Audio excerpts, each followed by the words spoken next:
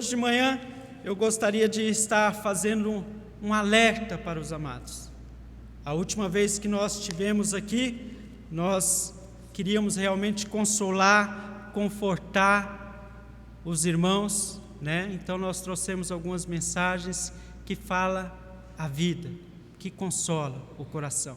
Mas apesar das dificuldades, tudo que nós temos passado neste mundo, as transformações e tudo que tem acontecido, né, dentro da própria igreja, todos os amados, acredito que já têm percebido isso, já têm visto isso.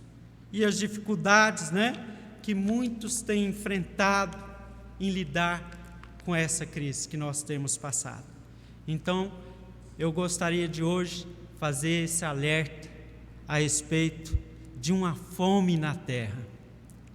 E esse vai ser o nosso tema desta manhã, justamente para que os amados abram os olhos, para que essa fome não vos alcance e que vocês possam também ser alimentadores de outros nas nossas vidas. Por isso eu convido vocês a abrir as suas Bíblias novamente, lá no livro de Amós.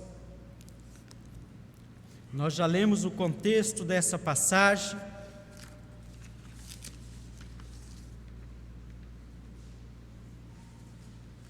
Amós, vamos ficar apenas com os versos 11 ao verso 14 agora. Mais uma vez eu convido os amados a se colocarem em pé, em reverência à palavra do nosso Deus. Vamos ler apenas os versos 11 ao verso 14. Diz assim a palavra do nosso Deus: Eis que vem dias, diz o Senhor Deus, eis que enviarei fome sobre a terra, não fome de pão, nem sede de água, mas de ouvir a palavra do Senhor. E irão errantes de um mar até outro mar, e do norte até o oriente correrão, por toda a parte, buscando a palavra do Senhor, mas não a acharão.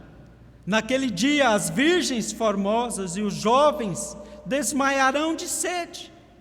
Os que juram pela culpa de Samaria, dizendo: vive o teu Deus, ó Dan, e vive o caminho de Berseba. Esses mesmos cairão, não se levantarão jamais. Oremos. Gracioso Deus, eterno Pai, neste momento, ó Deus, o Senhor possa estar nos abençoando com a Tua verdade. Fale aos nossos corações, esteja me usando para transmitir a Tua vontade. Abençoe, ilumine, para que todos nós possamos estar aprendendo com a Tua palavra, de maneira, ó Deus, que não venhamos a cair no mesmo erro que o Teu povo caiu. Que nossos corações possam estar recebendo a Tua palavra com alegria, com amor, e que Ele tenha, ó Deus, a disposição de obedecê-la, que não seja somente o ouvir por ouvir, mas o ouvir para obedecer, para trazer honra e glória ao Teu nome, e fazer aquilo que agrada ao Senhor, de maneira que a Tua igreja, ó Pai, esteja sendo abençoada, o Teu povo possa estar bem alimentado, crescendo espiritualmente, a Tua igreja desenvolvendo, o Teu reino crescendo cada dia mais neste mundo perdido, e que o Teu nome seja honrado e glorificado. E assim nós Te damos graças por tudo, no nome santo do Teu Filho Jesus Cristo. Amém. Podeis assentar, obrigado. Então, uma fome na terra. O profeta Amós aqui, ele profetizou durante os últimos dias do reino do norte de Israel. Foi uma época de grande poder militar naquela época, né? Muitos soldados, muitos exércitos. Foi um tempo de grande prosperidade econômica. Talvez os amados já tenham visto isso, né? Nos dias de hoje, em alguns lugares. E naquele tempo também foi um tempo de paz, alegria, felicidade para a maioria das pessoas que ali estavam. Amós, realmente ele chega até eles com uma mensagem de condenação. Sua mensagem para eles é realmente uma mensagem de julgamento e condenação. Sua mensagem expõe a verdadeira condição espiritual daquela nação. Apesar de tudo que eles experimentavam, eles estavam doentes espiritualmente. Eles estão realmente necessitados da verdade em seus corações. Eles são ricos, poderosos materialmente, mas espiritualmente destituídos, longe de Deus. Eles estão desfrutando de paz, segurança, prosperidade, mas estão no meio de uma seca espiritual e nem sequer reconheciam isso, não aceitavam, não viam. Amós prega a eles um punhado de mensagem e revela toda a sua hipocrisia. Essa mensagem permite que o povo de Israel saiba que um momento terrível de julgamento está chegando em suas terras, em suas casas. Ele quer que eles saibam que uma fome destrutiva está prestes a cair em suas terras, em seus lares. Amós prega a eles realmente várias mensagens, várias vezes. Como nos dias de hoje, né? Em todo o mundo, há pessoas que têm a verdade, mas se recusam a ouvi-la, se recusam a reconhecer a sua necessidade. Paulo ainda disse a Timóteo, né, que tais dias estavam chegando à igreja, passaríamos por isso. Ele disse em 2 Timóteo 4, 3, 4, porque virá tempo em que não suportarão a sã doutrina, mas tendo comichão nos ouvidos, amontoarão para si doutores, conforme as suas próprias concupiscências, e desviarão os ouvidos da verdade, voltando às fábulas, às histórias. 2 Timóteo 4, 3, 4. Parece que esses dias estão chegando, não parece? Já tem percebido algo assim? A palavra de Deus está sendo pregada, mas as pessoas preferem as fábulas, preferem as histórias. E o duro é que elas se sentem bem com isso. Sentem bem. Homens de Deus estão subindo nos púlpitos, pregando a palavra de Deus, no poder, na glória, mas as pessoas estão virando os ouvidos surdos para a verdade que está sendo pregada, que está sendo falada, que está sendo proclamada. E é por isso que chegará aquele tempo em que nosso Deus permitirá que eles sigam o seu próprio caminho. Seu próprio caminho. Eles desejaram, então eles vão seguir o seu caminho.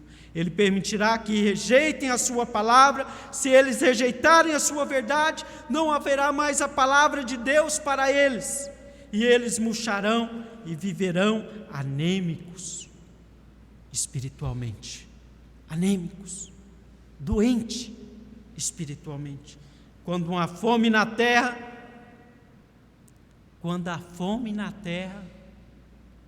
os púlpitos secam. As igrejas fecham suas portas, esperança, bênção e alegria desaparecem. A pregação torna-se vazia, desprovida de vida. Coros cantam sem alegria em suas vozes. E é bom ouvir com alegria, né? Mas vai faltar alegria. Vai faltar alegria. A Bíblia se torna um livro morto. Quando há uma fome na terra, o povo fica sem direção, esperança, paz ou mesmo alegria. É um momento de desespero absoluto. Quando leio o livro de Amós, eu vejo muitos paralelos, né, entre as condições em Israel e a condição do nosso mundo hoje. Nosso mundo, incluindo muitos crentes dentro da igreja, nessa atualidade que nós vivemos, principalmente nos momentos em que nós estamos vivendo. Precisamos dispor os nossos ouvidos para ouvir e o nosso coração para receber a palavra de Deus. Se você não prestar atenção nesta manhã ou não pegar alguma coisa, lembre-se disso. Precisamos dispor os nossos corações para ouvir e o nosso coração para receber a palavra de Deus. é ouvidos para ouvir e coração para receber. Aplicar a palavra do nosso Deus. Agora, o que acontece quando não temos essa disposição para com a palavra de Deus? O que acontece quando essa disposição não está em nossos corações para com a verdade do nosso Senhor? Podemos receber sinais de juízo do nosso Deus. Os sinais do juízo de Deus vai se apresentar. E olha só, o primeiro sinal do juízo de Deus para com esse povo foi justamente a catástrofe, devido ao juízo do nosso Deus. Veja só o verso 11, O verso 11, o nosso Deus proclama fome. Fome é um juízo que estava por vir àquela nação, àquele povo. Obrigado, amados.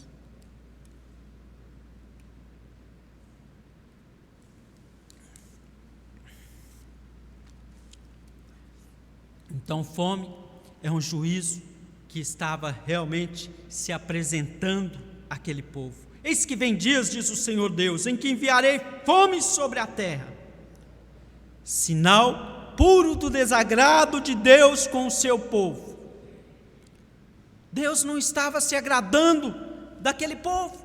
A fome aqui é uma das armas cardeais, do arsenal do nosso Deus, que Ele usava com frequência, como a expressão do seu juízo, a vida daqueles homens. Sabemos que quando há comida, ou quando não há comida, não há vida. A vida não se apresenta, a vida enfraquece. Quando a comida falha, a vida não fica muito para trás. Ela vai se acabando, vai sumindo. Fome são tempos terríveis de morte, privação, destruição. Ninguém quer isso no seu lar, ninguém quer isso na sua nação. Já temos visto isso, não temos? Exemplos disso que está acontecendo. Nós que talvez não estamos nem passando, mas nos entristecemos com o que está sendo ou acontecendo. Em nosso texto, Deus diz que haveria uma fome na terra, uma fome física. É tempo em que não há comida para o povo. Como eu disse, já temos esse exemplo, já sabemos disso.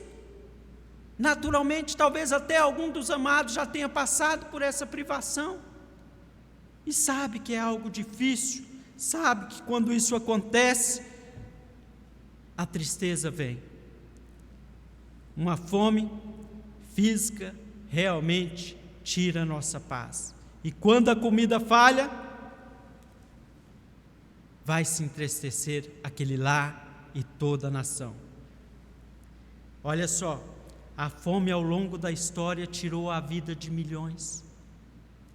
Para vocês verem que essa tristeza, tudo isso não vem de hoje, já vem de há muito. Como, por exemplo, entre 108 antes de Cristo e 1911 depois de Cristo, já existiam 1828 fome registrada na história da China. Em 1846, a grande fome da batata na Irlanda reivindicou entre 1 a 2 milhões de pessoas. Entre 108 a.C. a 1908 depois de Cristo, já falei isso para vocês, a fome foi devastando. 1932, na antiga União Soviética, entre 6 a 10 milhões de pessoas morreram de fome quando a fome varreu aquela nação. 1943, a fome de Bengala na Índia tirou a vida de mais de 4 milhões. 4 milhões. Em 1959, a fome na China matou mais de 43 milhões de pessoas. Triste, não? A fome nos faz desejar correr atrás do alimento. Quem vai ficar parado esperando a morte? Levanta a mão. Salomão não. Levanta não, Salomão. Ninguém, né? Vai correr. E fez justamente isso. Foi uma fome que fez Abraão deixar Canaã e ir para o Egito em busca de comida. Foi a fome que fez Isaac, seu filho, fazer o mesmo. Foi uma fome que levou Israel para o Egito durante os dias de Jacó e José. Eles não esperaram para ver o que ia acontecer, correram atrás. E de acordo com o livro de Apocalipse, os últimos dias no mundo também serão marcados por tempo de fome. Apocalipse 18:8 diz: portanto, num dia virão as suas pragas, a morte e o pranto e a fome, e será queimada no fogo, porque é forte o Senhor Deus que a julga. Ela é destinada a um povo desobediente no nosso texto. Viram só que tristeza? E ela foi destinada a esse povo desobediente. O contexto de nossa passagem, do verso 1 até o verso 14, que nós já lemos em nossa leitura, o profeta ele desenvolveu uma visão de um cesto de frutos, lá no versículo 1, por meio de oráculos que revelam as acusações que Deus fazia àquele povo. Olha só, de injustiça social, desonestidade comercial, de indiferença quanto aos dias sagrados, os dias que eles deveriam estar adorando a Deus, cultuando ao Senhor. A palavra inicial é destinada realmente aos que pisavam os pobres, arruinavam os necessitados da terra. Arruinavam. Eles pisavam os necessitados e destruíam os miseráveis da terra com as suas atitudes egoístas, gananciosas e enganosas. Até parece que estamos falando dos nossos dias de hoje, né? Não temos visto isso neste mundo? Principalmente no tempo que nós vivemos. Em vez das pessoas ajudarem, o que elas querem fazer? Pisar mais ainda. Tirar aquilo que já não tem de muitos. Mas, olhando para nosso texto, a nossa palavra, o maior pecado de Israel realmente foi rejeitar a palavra de Deus e tratar o tempo com Deus com indiferença, o que já demonstrava o descaso do povo de Israel para com a palavra, para com a verdade do nosso Deus. Por isso, algumas vantagens seriam retiradas do povo de Israel, ocasionando uma das piores fome, a mais grave de todas. Fome espiritual, um juízo que estava por vir. Imagina, essa fome é pior do que a fome física. Fome espiritual, diz a segunda parte do versículo. Experimentariam a ausência da palavra do Senhor. A ausência. Imagina se você não tivesse um pregador para pregar para você, ou não tivesse mais ninguém para te consolar com as verdades, te instruir com as verdades de Deus. Pior, e você estivesse esgueirando entre as várias heresias que existem neste mundo. Seria mais ou menos neste percurso. Vale ressaltar que essa fome, ela tem uma causa natural. Deus assume toda a responsabilidade. Na verdade, ela não tem uma causa natural, mas ela vem do próprio Deus. Ele assumiu a responsabilidade por essa fome. Ele está mostrando realmente o seu desagrado com aquele povo no verso 11. Deus diz: enviarei fome na terra. A causa direta da fome é justamente a ira de Deus. Deus está farto da desobediência daquele povo. Ele havia usado vários profetas, homens de Deus, para estar os alertando do perigo, da maneira que eles estavam vivendo. Mas eles continuavam martelando na mesma coisa, ou batendo na mesma tecla. Continuavam. E Deus estava enojado por seu fracasso em prestar ali a voz aos seus profetas. Assim Deus lhes enviara o quê? Silêncio. Ele vai mandar-lhes julgamento, ele vai parar de falar com eles, e mesmo quando ele falar, eles não serão capazes de ouvi-lo. Olha que tristeza. Eles não serão capazes de ouvi-lo. Nós sabemos que hoje o homem é o quê? Cego espiritualmente. E só um tem poder para fazê-los entender e compreender essa verdade espiritualmente. É o nosso Deus. E Ele está falando que eles não compreenderiam. E se Ele tem poder de iluminar, capacitar a entender, Ele pode tirar ou não dar isso àqueles homens. E era isso que estava realmente acontecendo aqui. A mais grave de todas as fomes, uma fome da palavra de Deus, estava vindo.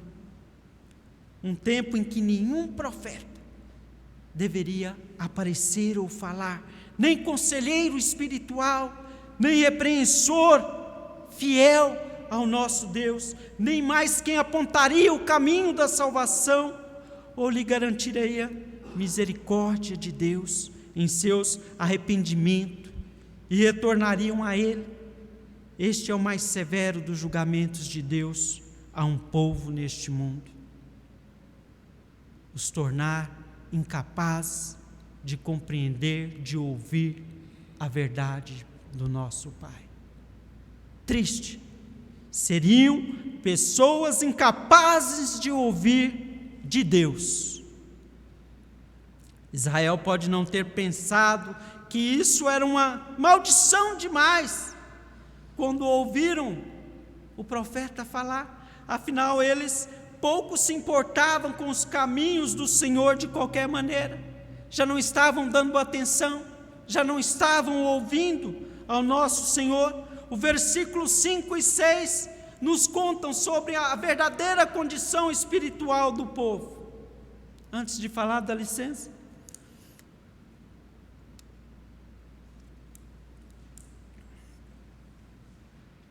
Eles estavam envolvidos nos dias de festa, nos sacrifícios, mas estavam entediados com as coisas de Deus.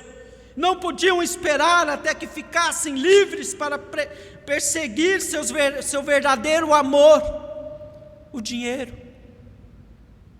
Não eram as coisas de Deus que amavam, estavam ali, mas não estavam lá longe.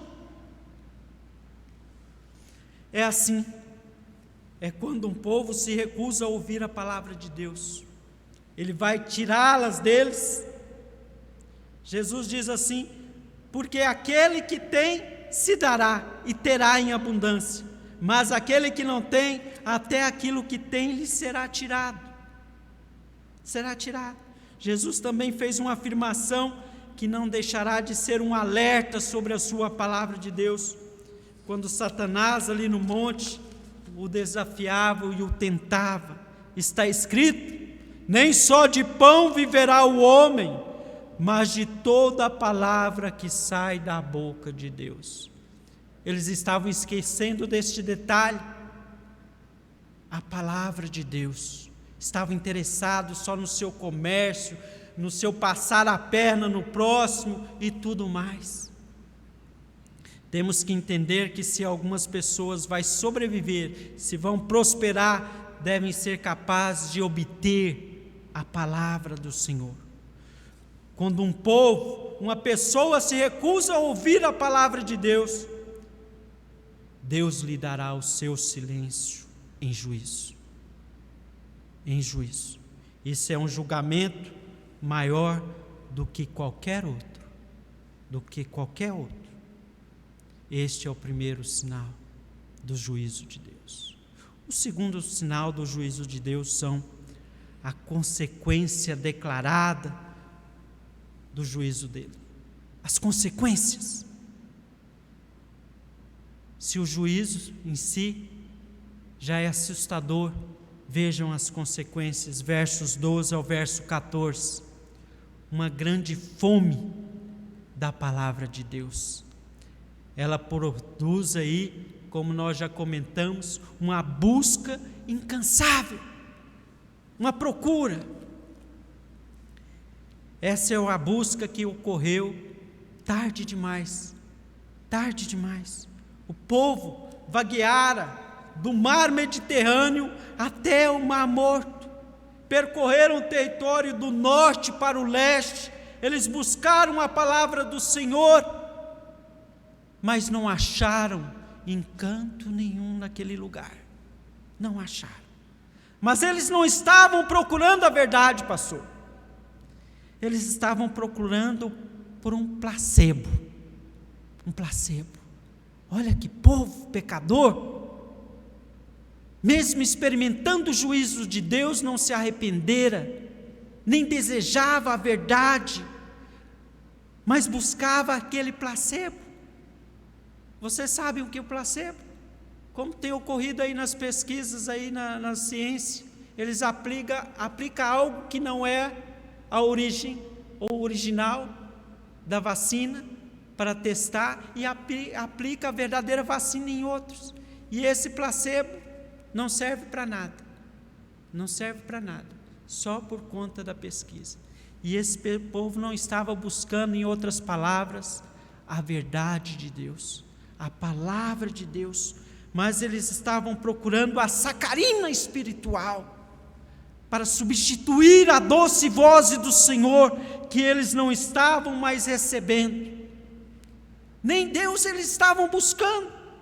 Eles se tornaram espiritualmente inquietos, à medida que iam de um lugar para o outro, de atividade em atividade, de coisas finas a outras coisas, sempre procurando algo novo. Talvez você já tenha visto isso nos dias de hoje. Pessoas procurando algo novo, daqui para lá, de lá para cá, de igreja para igreja, vai, volta, vem, vai para ali, vem acolá, e assim vai. Parece que as pessoas não ficam satisfeitas.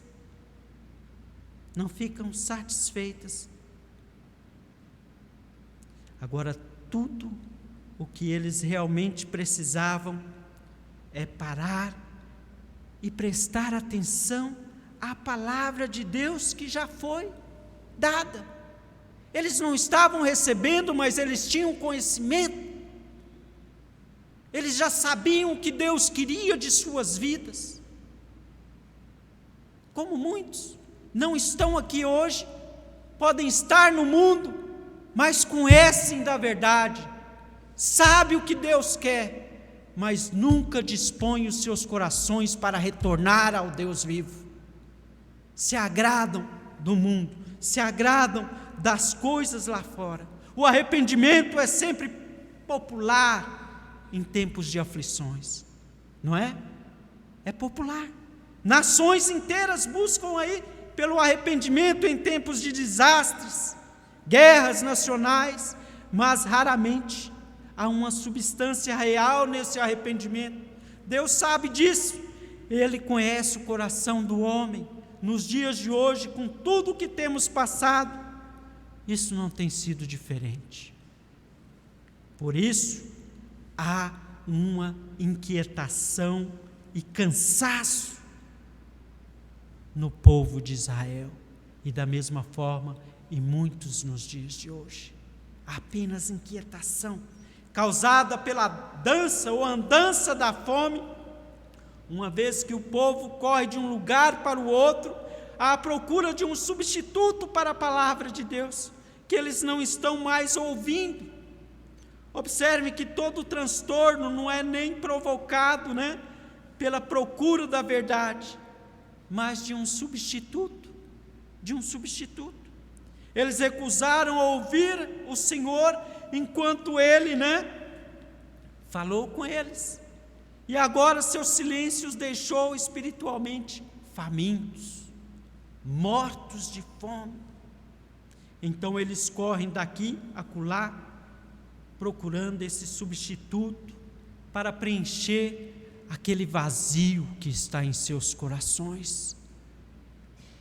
Apesar de toda a sacarina, de todo o placebo, seus corações continuam vazios, vazios. O homem com fome, nós sabemos que ele vai comer qualquer coisa. Não é de ver que várias reportagens que a gente tem visto, nos dias de hoje encontra-se pessoas comendo lixo, como restos de comida, lavagem, como o filho pródigo. Como? A fome faz isso. Na pior das hipóteses, até se tornam canibais ao comer seres humanos, como aquela mãe desesperada de fome que come o próprio filho ali no cerco de Ben-Hadad, rei da Síria, a Samaria, ocasionando uma grande fome. E ali, 2 Reis 6, 28, 29, diz: disse-lhe mais o rei: que tens? E disse ele: esta mulher disse: dá cá o teu filho, para que hoje o comamos, e amanhã comeremos o meu filho. Cozemos, pois, o meu filho e o comemos. Triste, não é? Talvez você já tenha visto notícia nos dias de hoje, como a de um avião que caiu em certo lugar, e aqueles ocupantes tiveram que comer pedaços das pessoas que morreram para matar a sua fome. Come, as pessoas com fome comem qualquer coisa. O povo de Israel enfrentava uma fome agravada por uma grande sede da palavra de Deus. Grande sede da palavra de Deus. Nesse caso, eles estavam experimentando todo tipo de heresia, todo tipo de coisas que este mundo podia oferecê-los naquela época. E nós sabemos que nos dias de hoje, muitas são as heresias que correm por aí, muitas são as coisas falsas que andam por aí e que pessoas acham que é alimento e não são. Não são. Então, experimentam uma grande sede da palavra de Deus. Veja só o verso 13 e o verso 14. Vós que alegrais do nada, vós que dizeis, perdão, estou lendo o verso errado. Naqueles dias as virgens formosas e os jovens desmaiarão de sede, os que juram pela culpa de Samaria, dizendo: vive o teu Deus, ó Dan, e vive o caminho de Berseba, esses mesmos cairão e não se levantarão. Olha só que coisa, não era só mais a fome, mas justamente uma grande sede da palavra de Deus, por abandonarem a água viva. Além da fome espiritual, os israelitas também sofriam de sede espiritual, sede de ouvir a palavra do Senhor, sendo destituídos de todos os outros confortos, levando até os jovens, os fortes, a desmaiarem. Imagine o que acontecia aos enfermos e fracos. O motivo da força dos jovens não ser o suficiente a ponto de desmaiar, e fazia o quê? Que os mais fortes da população ficassem desanimados e desistissem. Era por não se esperarem em Deus, o único renovador da força. Como dito lá por Isaías, no capítulo 40, verso 30 e 31, os jovens se cansarão e se fadigarão, e os moços certamente cairão, mas os que esperam no Senhor renovarão as forças, subirão com asas como águias, correrão e não se cansarão, caminharão e não se fadigarão. Deus é a nossa força, sem Ele não somos nada. uma vez que eles ficam tão fartos em buscar ou em busca do seu substituto de Deus, que eles nunca se satisfazem, que simplesmente param de procurar, desistem, cansam, eles desmaiam e desistem espiritualmente. Este é um pecado antigo que estava cometendo há muito tempo, e Jeremias já havia o alertado a presença desse pecado no povo de Israel. Jeremias 2:13, porque o meu povo fez duas maldades, a mim me deixaram um manancial de águas vivas, e cavaram cisternas rotas, que não retêm águas. Jeremias 2:13, mas mesmo assim, eles escolheram seguir um caminho que conduz à morte, diz o verso 14. No Antigo Oriente Próximo, jurar por um Deus significava tornar esse Deus como seu. Os idólatras juravam pelo que não era Deus, como diz Jeremias 5:7, mas demônios, vai dizer Deuteronômios 32:17. Os israelitas, no entanto, eram ordenados a jurar somente pelo Senhor, ou adorar, servir, engrandecer o Deus vivo, o nosso Deus, diz Deuteronômio 6:13, 10:20. No fim, caíram todos os que juraram pelo pecado de Samaria, pela vida do teu Deus Odã e pelo caminho de Berseba. Fazê-lo foi o efeito do pecado deles. Eles deveriam tê-los tido em, como se diz, detestação, aversão como pecado, mas assim os israelitas juraram, como costumava fazer, por Deus, o Deus vivo. Assim estabelecendo o quê? Estes ídolos igual com Deus. E eu pergunto, amados, existe algo neste mundo igual ao nosso Deus? Não, não tem nada. Há um único Deus, somente um, e não existe nada igual a Ele. Mas esses homens queriam estabelecer pedras, barro, igual a Deus, e dizem, teu Deus, Odã, vive. Olha, a que fundo do poço eles chegaram. Essas pessoas idólatras que juraram pelos ídolos nos lugares descritos nesta passagem, caíram em calamidade, ruína, destruição por seus pecados, e nunca se recuperaram deles. Foi o que se cumpriu no cativeiro das 10 tribos, de onde nunca voltaram até os dias de hoje. Tudo porque não deram ouvidos à palavra de Deus. Não deram. Escolheram experimentar o juízo do nosso Senhor. E, meus amados, concluindo, como que nós temos recebido a palavra do nosso Deus? Temos ouvido? Temos disposto o nosso coração a obedecê-la? Temos realmente dado a ênfase à casa de Deus para cultuá-lo, para adorá-lo e para aprender desta verdade maravilhosa? Temos aproveitado este lugar? Os pregadores? Esta passagem é um aviso para a nossa geração.